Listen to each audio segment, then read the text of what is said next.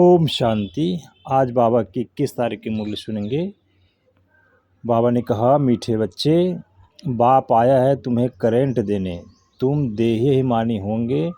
बुद्धि योग एक बाप से होगा तो करेंट मिलती रहेगी। प्रश्न, सबसे बड़ा आसुरी स्वभाव कौन सा है जो तुम बच्चों में नहीं होना चाहिए? उत्तर, अशांति फैलाना, यह है सबसे बड़ा आसुरी स्वभाव। अशांति फैलाने वाले से मनुष्य तंग हो जाते हैं। वह जहाँ जाएंगे वहाँ अशांति फैला देंगे, इसलिए भगवान से सभी शांति का वर मांगते हैं। गीत। यह कहानी है दीवे और तूफान की। ओम शांति। मीठे मीठे सिक्की लदे बच्चों ने गीत की लाइन सुनी। गीत तो यह भक्ति मार्ग का है, फिर उनको ज्ञान में ट्रांसफ़र किया जाता है और कोई ट्रांसफ़र कर न सके। तुम्हारे में भी नंबरवार पुरुषार्थ अनुसार जान सकते हैं दीवा क्या है, तूफान क्या है। बच्चे जानते हैं आत्मा की ज्योत उझाई हुई है। अब बाप आए हैं ज्योत जगाने लिए। कोई मरते हैं तो भी दीवा जलाते हैं, उसकी बड़ी खबरदारी रखते हैं। समझते हैं दीवा अगर बुझ गया तो आत्मा को अंधियारे से जाना पड़ेगा, इसलिए दीवा जलाते हैं। अब सतयुग में तो यह बातें होती नहीं, वहाँ तो सोजरे में होंगे, भूख आदि की बात ही नहीं। वहाँ तो बड़े माल मिलते हैं, यहाँ है घोर अंधियारा, छीछी दुनिया है ना। सब आत्माओं की ज्योत उझाई हुई है, सबसे जास्ती ज्योत तुम्हारी उझाई हुई है। खास तुम्हारे लिए बाप आते हैं, तुम्हारी ज्योत उझा गई है। अब करेंट कहाँ से मिले? बच्चे जानते हैं करेंट तो बाप से ही मिलेगी। करेंट जोर होती है तो बल्ब में रोशनी तेज हो जाती है। तो अभी तुम करेंट ले रहे हो बड़ी मशीन से। देखो बॉम्बे जैसे शहर में कितने ढेर आदमी रहते हैं, कितनी जास्ती करंट चाहिए, ज़रूर इतनी बड़ी मशीन होगी। यह है बेहद की बात। सारे दुनिया की आत्माओं की ज्योत बुझी हुई है, उनको करंट देना मूल बात बाप समझाते हैं। बुद्धि योग बाप से लगाओ, देही अभिमानी बनो। कितना बड़ा बाप है, सारी दुनिया के पतित मनुष्यों को पावन करने वाला सुप्रीम बाप आया है सबकी ज्योत जगाने। सारी दुनिया के मनुष्य मात्र की ज्योत जगाते हैं। बाप कौन है, कैसे ज्योत जगाते हैं, यह तो कोई नहीं जानते। उनको ज्योति स्वरूप भी कहते हैं, फिर सर्वव्यापी भी कह देते हैं। ज्योति स्वरूप को बुलाते हैं क्योंकि ज्योति बुझ गई है। साक्षात्कार भी होता है अखंड ज्योति का, दिखलाते हैं। अर्जुन ने कहा, मैं तेज सहन नहीं कर सकता हूँ, बहुत करंट है। तो अब इन बातों को तुम बच्चे अभी समझते हो। सबको समझाना भी यह है कि तुम आत्मा हो, आत्माएं ऊपर से यहाँ आती है। पहले आत्मा पवित्र है, उसमें करंट है, सतो प्रधान है। गोल्डन एज में पवित्र आत्माएं हैं, फिर उनको अपवित्र भी बनना है। जब अपवित्र बनते हैं तब गॉड फादर को बुलाते हैं कि आकर लिबरेट करो, अर्थात दुख से दूर करो। लिबरेट करना और पावन बनाना दोनों का अर्थ अलग अलग है। ज़रूर कोई से पतित बने हैं तब कहते हैं बाबा आओ आकर लिबरेट भी करो, पावन भी बनाओ, यहाँ से शांति धाम ले चलो, शांति का वर दो। अब बाप ने समझाया है यहाँ शांत में तो रह नहीं सकते, शांति तो है ही शांति धाम में। सतयुग में एक धर्म एक राज्य तो शांति रहती है, कोई हंगामा नहीं। यहाँ मनुष्य तंग होते हैं अशांति से। एक ही घर में कितना झगड़ा हो पड़ता है, समझो स्त्री पुरुष का झगड़ा है तो माँ बाप बच्चे भाई बहन आदि सब तंग हो पड़ते हैं। अशांति वाला मनुष्य जहाँ जाएगा अशांति ही फैलाएगा, क्योंकि आसुरी स्वभाव है ना। अभी तुम जानते हो सतयुग है सुख धाम, वहाँ सुख और शांति दोनों है, और वहाँ परम धाम में तो सिर्फ शांति है। उनको कहा जाता है स्वीट साइलेंस होम। मुक्ति धाम वालों को सिर्फ इतना ही समझाना होता है, हम तुमको मुक्ति चाहिए ना तो बाप को याद करो। मुक्ति के बाद जीवन मुक्ति जरूर है। पहले जीवन मुक्त होते हैं, फिर जीवन बंद में आते हैं। आधा आधा है ना। सतो प्रधान से फिर सतो रजो तमो में जरूर आना है। पिछाड़ी में जो एक आधा जन्म लिए आते हो, वह क्या सुख दुख का अनुभव करते होंगे। तुम तो सारा अनुभव करते हो, तुम जानते हो इतने जन्म हम सुख में रहते हैं, फिर इतने जन्म दुख में होते हैं। फलाने फलाने धर्म नई दुनिया में आ नहीं सकते, उनका पाठ ही बाद में है। भल नया खंड है उनके लिए, जैसे कि वह नई दुनिया है। जैसे बौद्धिक खंड, क्रिश्चियन खंड नया हुआ ना, उनको भी सतो रजो तमो के पास करना है। झाड़ भी तो ऐसे होता है ना, आहिस्ते आहिस्ते वृद्धि होती जाती है। पहले जो निकले वह नीचे ही रहते हैं, देखा है ना, नए नए पत्ते कैसे निकलते हैं। छोटे छोटे हरे पत्ते निकलते रहते हैं, फिर बौर फूल निकलता है। नया झाड़ बहुत छोटा है, नया बीज डाला जाता है, उनकी पूरी परवरिश नहीं होती है तो फिर सड़ जाता है। तुम भी पूरी परवरिश नहीं करते हो तो वह सड़ जाते हैं। बाप आकर मनुष्य से देवता बनाते हैं, फिर उसमें नंबरवार बनते हैं। राजधानी स्थापन होती है ना, बहुत फेल हो पड़ते हैं। बच्चों को जैसी अवस्था है ऐसा ऐसा प्यार बाप से मिलता है। कई बच्चों को बाहर से भी प्यार करना होता है। कोई लिखते हैं, बाबा हम फेल हो गए, पतित बन गए, अब उनको कौन हाथ लगाएगा। वह बाप की दिल पर चढ़ नहीं सकते। पवित्र को ही बाबा वर्षा दे सकते हैं। पहले एक एक से पूरा समाचार पूछ पोता मेल लेते हैं। जैसी अवस्था वैसा प्यार। बाहर से भल प्यार करेंगे, अंदर जानते हैं यह बिल्कुल ही बुद्धू है, सर्विस कर नहीं सकते। ख्याल तो रखना है ना। अज्ञान काल में बच्चा अच्छा कमाने वाला होता है तो बाप भी बहुत प्रेम से मिलेगा।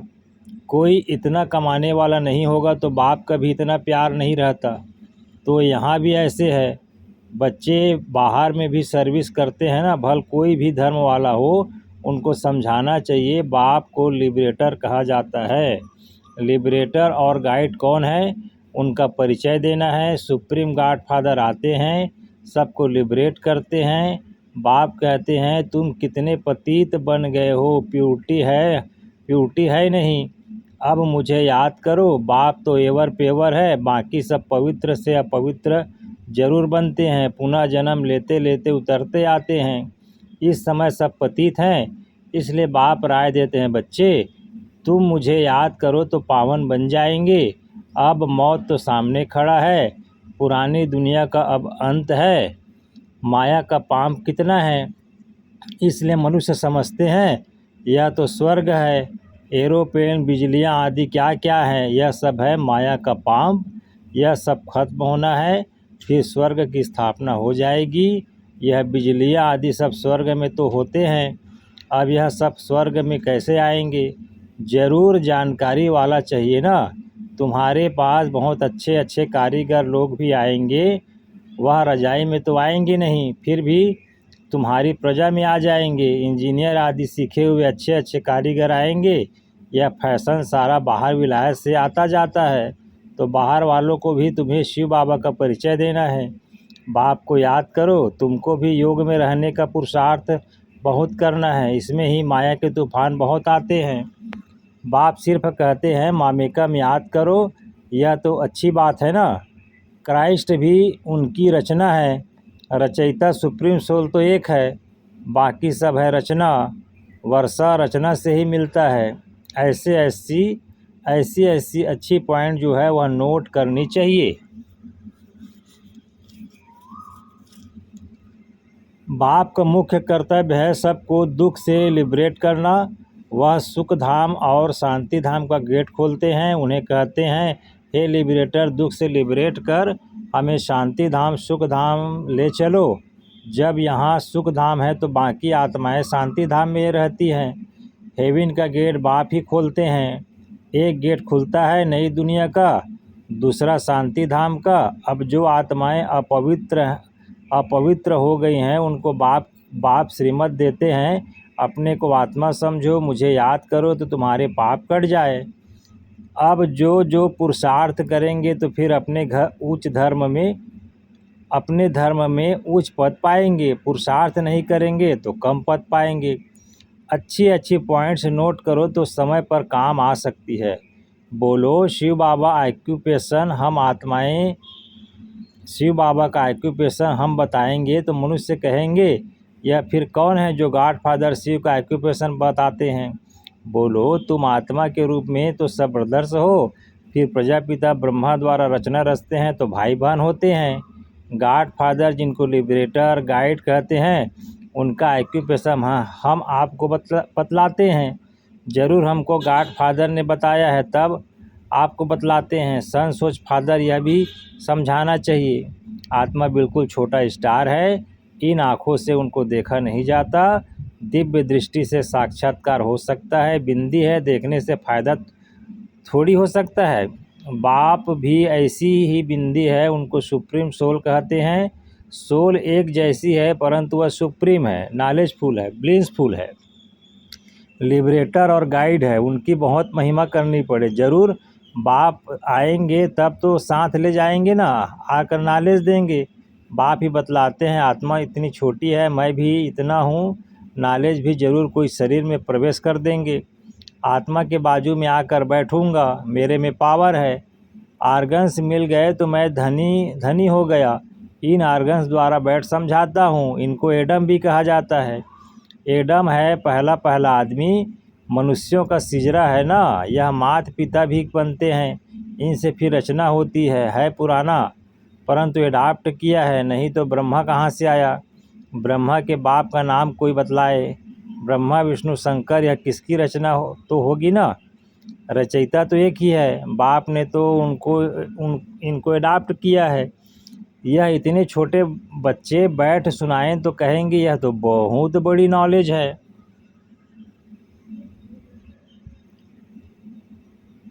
जिन बच्चों को अच्छी धारणा होती है उन्हें बहुत खुशी रहेगी, कभी उबासी नहीं आएगी। कोई समझने वाला नहीं होगा तो उबासी देता रहेगा। यहाँ तो तुमको कभी उबासी नहीं आनी चाहिए। कमाई के समय कभी उबासी नहीं आती। ग्राहक नहीं होंगे, धंधा ठंडा होगा तो उबासी आती रहेगी। यहाँ भी धारणा नहीं होती। कोई तो बिल्कुल समझते नहीं, क्योंकि देह अभिमान है। देही अभिमानी हो बैठ नहीं सकेंगे। कोई न कोई बाहर की बातें याद आ जाएगी, पॉइंट आदि भी नोट नहीं कर सकेंगे। सुरुंड बुद्धि झट नोट करेंगे, यह पॉइंट बहुत अच्छी है। स्टूडेंट की चलन भी टीचर को देखने में आती है ना। सेंसिबल टीचर की नज़र सब तरफ फिरती रहती है, तब तो सर्टिफिकेट देते हैं पढ़ाई का, मैनर्स का सर्टिफिकेट निकालते हैं। कितना अपसेंट रहा वह भी निकालते हैं। यहाँ तो भल प्रेजेंट होते हैं परंतु समझते कुछ नहीं, धारणा होती नहीं। कोई कहते हैं बुद्धि डल है, धारणा नहीं होती।